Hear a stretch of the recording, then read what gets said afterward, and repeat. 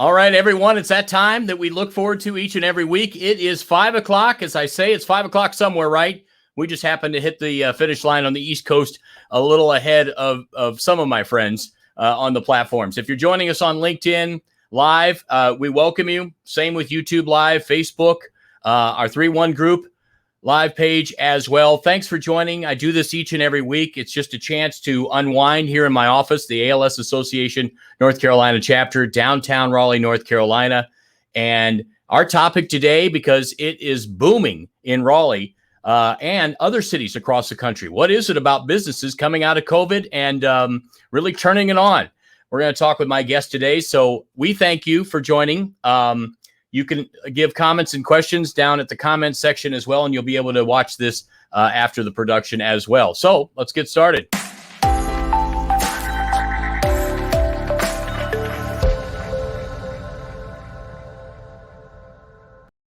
And as I said, welcome everyone. It is time for Live at 5, and let me put up my Live at 5 banner right there. And I'm going to welcome in my guest this week. We've talked some sports through the various weeks. We had some people from various parts of my past in the cities, whether it be Los Angeles or Indianapolis or some other cities that we're going to feature. This one is where I am right now in Raleigh, North Carolina, which is one of the hottest, I think, business hotbeds out there right now. And no one would know better than my friend, who's the president and publisher of the Triangle Business Journal, than Jason Christie. Jason, good to see you. Dave, great to see you. How are you? Yeah, it's good. This is the way we kind of wind it down on a Friday. Is this okay for you? That's fine. I didn't know if we were going to have drinks or is just a conversation. No, you know what? I kind of go lightly at this part of it at 5 o'clock. We assume that other people across the country are still hard at work. Sure. You've been busy. I know there's a lot of business people watching this. What is it that we're finding that has made the Triangle, which is Raleigh, Durham, Chapel Hill, why has it become such a hotbed, Jason? Well, just like so many people that have chosen to live here, it's not just moving here because of a job, but chosen to live here. The diversification of industry. I mean, you have, we're top notch in healthcare, top notch in education, top notch in technology. We have a lot of really smart people here, and a lot of smart people that are moving here. They've chosen to be here. I haven't seen a stat on this, but the number of people that already worked from home that chose to move to Raleigh, Durham, Cary, Chapel Hill, this whole triangle region of North Carolina, because they want to be here. It's attractive. You have the 4 seasons. You're 3 hours from the ocean, 3 hours from the mountains. We've all heard that before. It just continues to flourish. And I think companies are starting to see and have seen the attraction to being here in North Carolina. This, to me, in my days in Dallas, is Austin many years ago, when it became the hotbed. Are there lessons, do you believe, that the Triangle has learned in what to do and how to handle it? That's a great question. I think that I think the lessons are being learned. I mean, there's several factors that go into that. I talked to someone several months ago, and I asked this question: what is the biggest difference between this region and Austin? Because we've heard so much about the similarities in Nashville too. And he said, if you take everything there is in Austin, or actually if you take everything that's in Raleigh and Durham and Chapel Hill and Cary and all of these surrounding areas and scrunch it together, you have Austin. And I think that there is something to be said about the fact that there's so much opportunity here in such a wide area. We have so much room. If we roll up our sleeves, we work together. And I'm not saying sit around the campfire and let's all be friends, but at the same time, we're such a collaborative market. And if we can continue to do that and continue to drive home and tell everyone about the opportunities that are here and how great it is to be here, I just think it's going to continue to be successful. Where are people coming from? Where are these companies coming from? We know during pandemic, and we know due to various situations in states, that many California companies are saying, see you later. What other areas are people coming from? Well, let's take a look at this. I mean, California is obviously a major area that people are looking to move. Companies are looking to either expand out of or move out of. We've seen those stories in Texas. We're starting to see those stories here. But they really are coming from all areas. And not only that, but they're also looking at many areas across the country, whether it be, in the life science sector, if they're looking in the Northeast in the Boston market or Philadelphia or other areas like that, they're looking to this area. So they're coming from all over. It's not one specific area, and there's a lot of homegrown expansion as well. Whether it be Red Hat, who just made an announcement yesterday about more jobs coming to Raleigh, or companies that already have a presence here that have made the decision that we're going to continue to expand. It is amazing. This unexpected to those of you who cover the economics of this area, Jason? Are you talking about Apple specifically, or are you talking No, about just in general, this trend that we're seeing in the explosion right now? It's not. I mean, there's several things that had to take place over the last few years in order for companies to look at this area in a more attractive way, and I think a lot of those things have been taken care of. And so, you talked to Christopher Chung with the EDPNC, the Economic Development Partnership in North Carolina. You talk to these economic development leaders who are saying, we have a lot of companies looking here. So what do we need to do to bring them here? And I think people, like I said before, they're rolling up their sleeves and they're getting the job done. Yeah. I don't want to say we're the only area, because there must be a list of finalists that some of these companies that you end up talking to and saying, tell us what you're thinking or what it came down to. Are there any other cities that are considered hot places now in this country? Well, I mean, that's a good question too. I mean, I'm hearing a lot out of Tampa. I'm obviously hearing a lot out of, in Orlando, many areas in Florida, but Dallas, Austin, and some places in the Northeast that are obviously very attractive too. Charlotte's another area, and even areas in South Carolina. Companies are looking to expand. I just think the Southeast is that area. And again, I mean, even the outlying areas of our region. I mean, you look at Johnston County and several counties surrounding the Triangle. There's so much opportunity, areas of that can be expanded, that this is just the start of it. I really believe. I think that we are on a trajectory to truly grow significantly over the next 10, 20, 30 years. Now, it seems like every week, because of my past, we end up talking a little sports. I would have to say that sports and entertainment play a big role in what attracts a lot of people to move to certain areas. I can't imagine that Duke, North Carolina, and NC State don't play a really pretty cool factor for those companies that end up moving here. Just not only because of sports, but the think tank that some of those schools bring as well.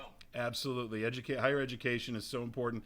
A lot of these companies, there's individuals and groups within each of these universities that are directly working with these companies to bring them here. A lot of the leaders of some of these companies, they've graduated from Duke with masters and UNC and other schools around the area. So that does play a major role. Sports and entertainment, you're absolutely right. I mean, you look at the Hurricanes and their success going on. You look at, there's been a lot of talk of Major League Soccer. There's even a lot of people out there that would like to see Major League Baseball come here.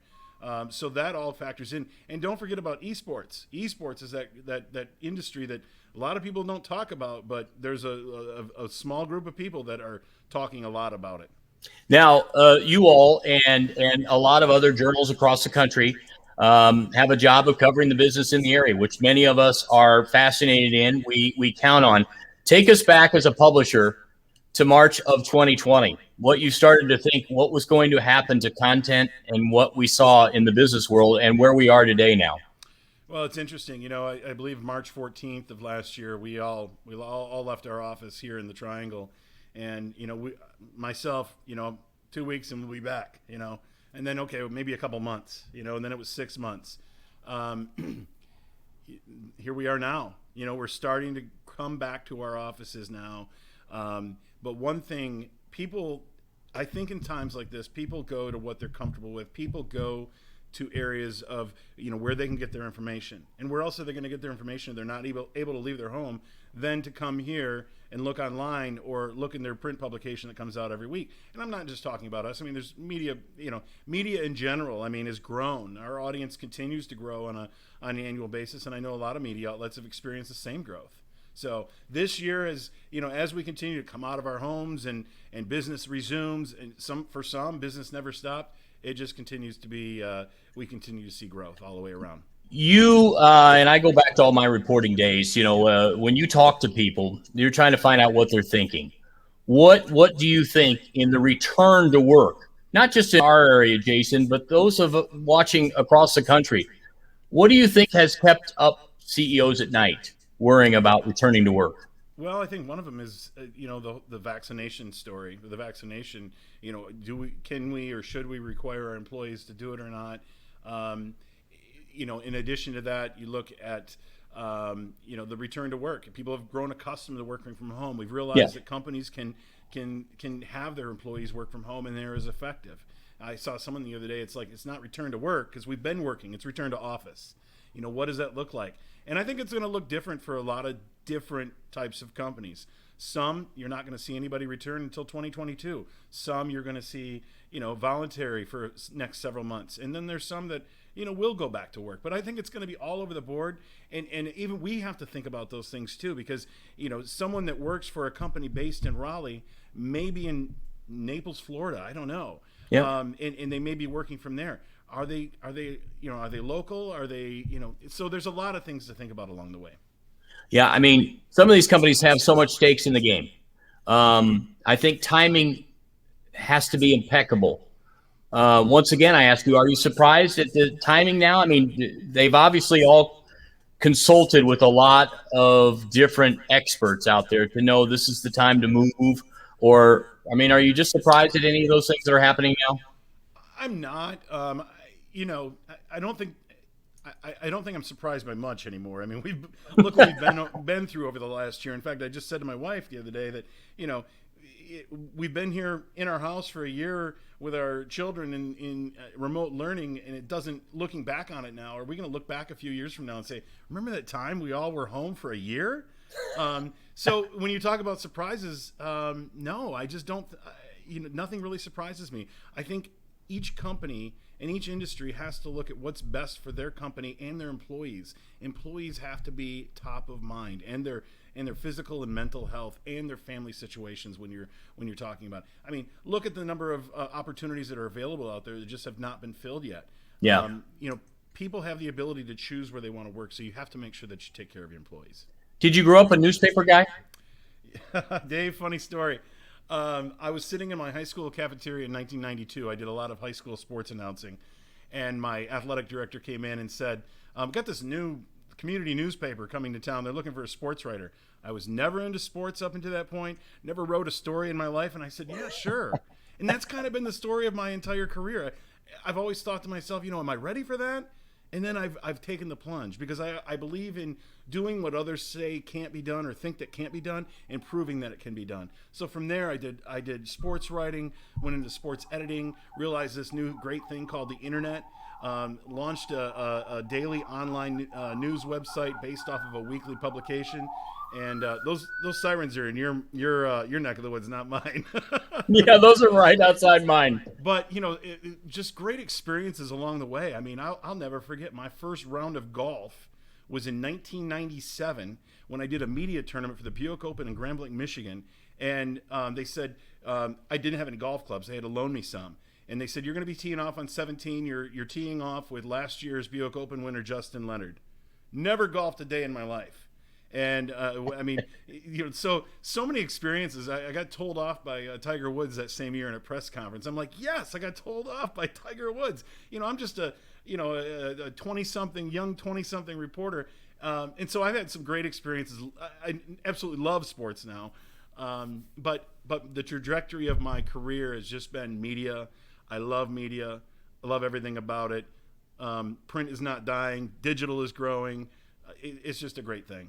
Yeah. I mean, this is why I keep my hand in it, even working in the nonprofit world, because I love the world of content. I'm still a newspaper guy. I love to have it in my hand still, but this. I have two journals I subscribe to. I'm a longtime Sports Business Journal subscriber because they turn the world of sports coverage daily, 24/7, basically, and for you guys, the Triangle Business Journal as well. I think you do a fantastic job.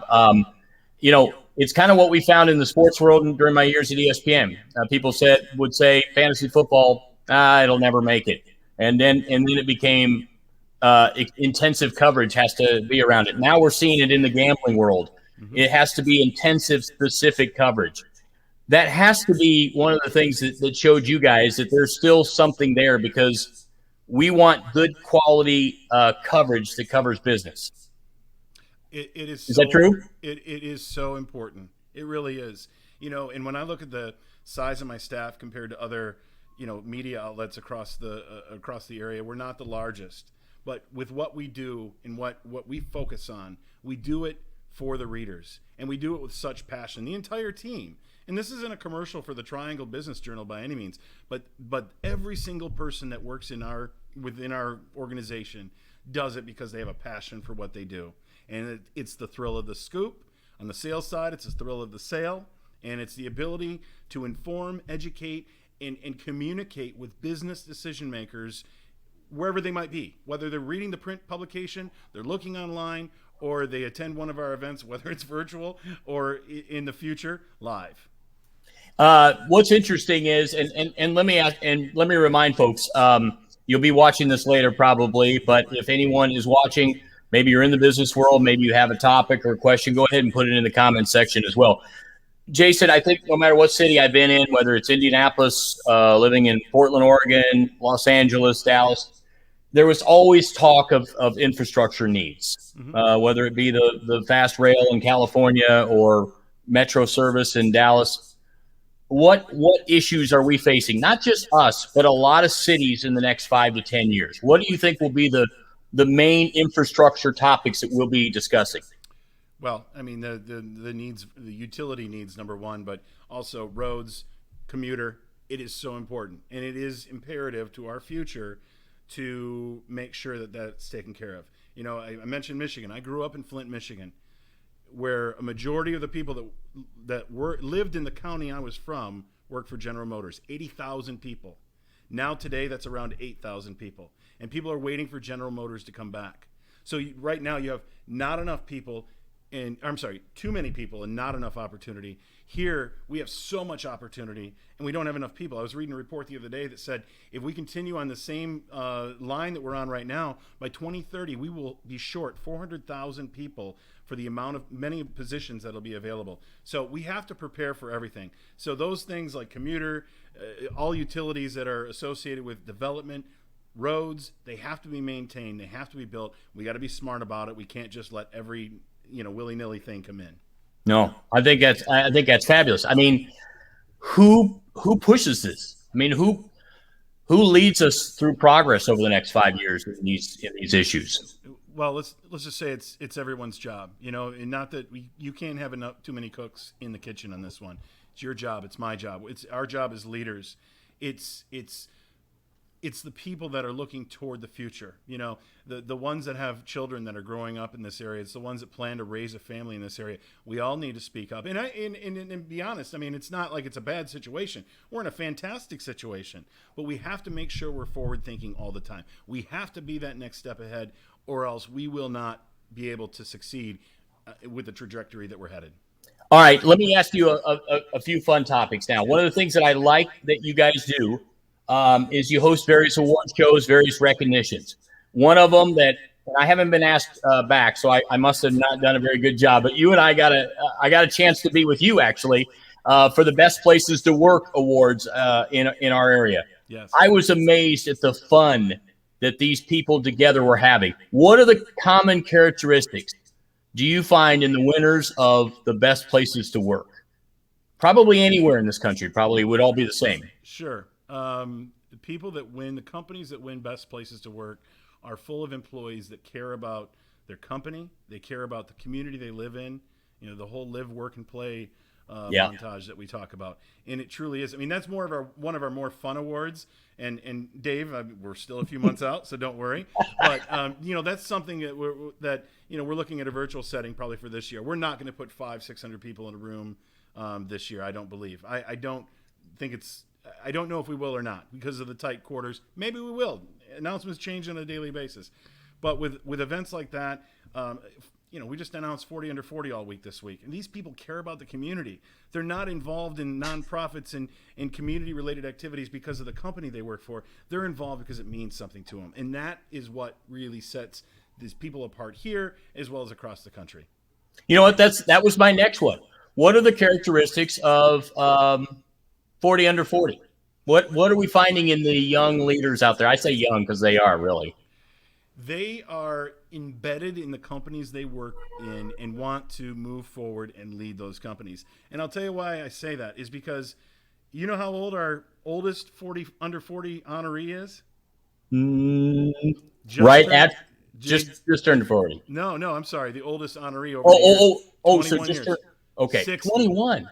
60 years old. Oh my And goodness. I won't say who it is, but that person and many of the others are still at the companies they were with when we honored them. And it's Oh an my amazing goodness. story. So when I look at that, I look at a couple of things. Number one, where they're at in their company, where they're at in the industry, and what they do from a community standpoint. It goes beyond what they're doing again for their kids or for the companies they work for. It's what they're doing for the community and why they're doing it. It really comes back to the why. And you and I have talked about the why before. I got an idea. Would 50 still doing it over 50? Can that be a new category? I think our sponsors would look at that as a money grab, to be honest with you. I mean, come on, we're still spenders, right? I mean, come on. Yes. All right. I have to come up with the ideas. That's what I do. No, I appreciate it.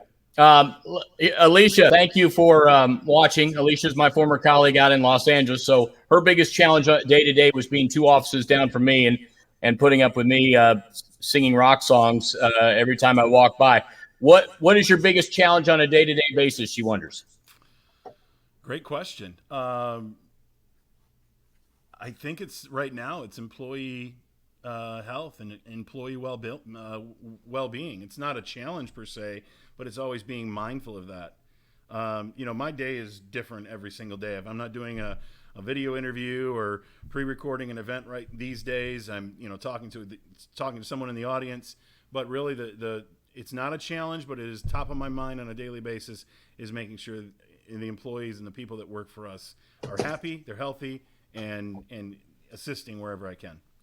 I had it. That's a great challenge, by the way, and it is something that takes day to day. I had a unique look at this Raleigh, North Carolina triangle area, Jason, because when I came here in 2007, it looked one way.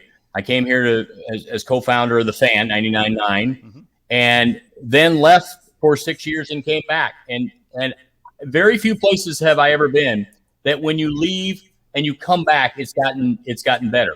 I think a lot of places, they say you can never go back home because it just won't live up to expectations. There's probably some other areas like that, but do you find that pretty consistent here? I do. In fact, I find something else interesting. I've talked to a lot of executives who have been here and they're here for their second time. And of the age that they're at, I'm thinking they're getting close to retirement. And I think what it is that they're with the same company. They're looking to retire and they want to have the company relocate them back to where they're comfortable with and they want to retire to. So I think, what's not to like? What's not to like? If you can choose to be unhappy in the area that you live in, and if that's the case, you don't have to live there. But I think people live here because they want to. And if they left, they realize, think about some of the grads that leave and go to California, go to New York. How many of them are coming back? Because number one, the opportunity's here, and and the next number is that they want to be here. Interesting.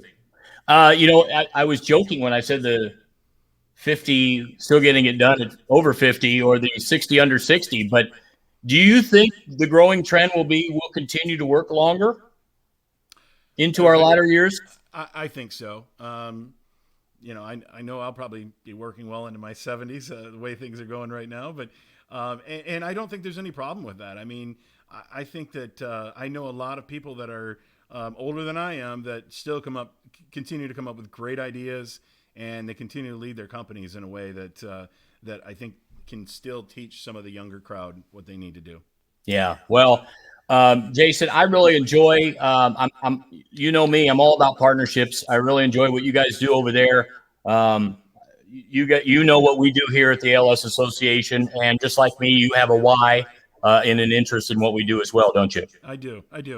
And I think I announced this, but I mentioned this on LinkedIn, is that my mother passed away from ALS. Mine too. 9 years ago. And just a nasty, nasty disease. Every disease, and everyone has a story about the disease their loved one may have passed away from if they had one. But it puts a special place in my heart.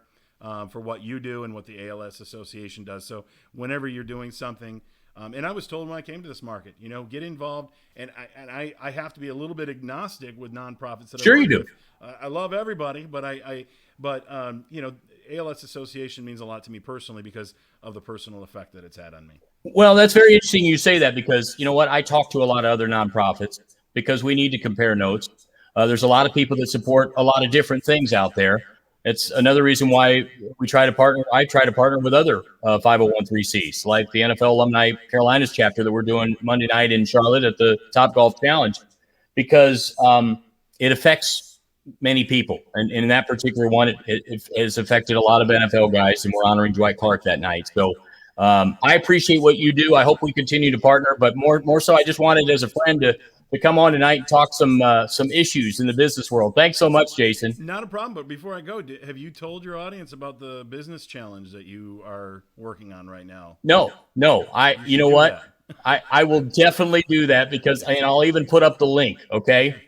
Thank you so much, Jason. Thank you very much.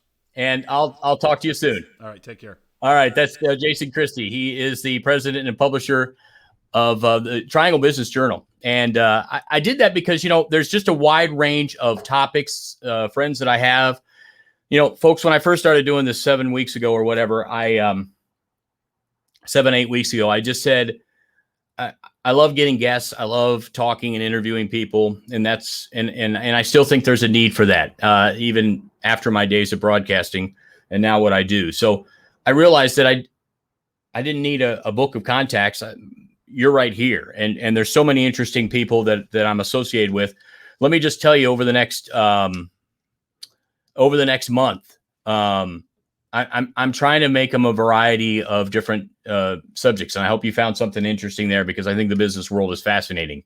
I follow the sports world closely, but I'm on CNBC all the time as well.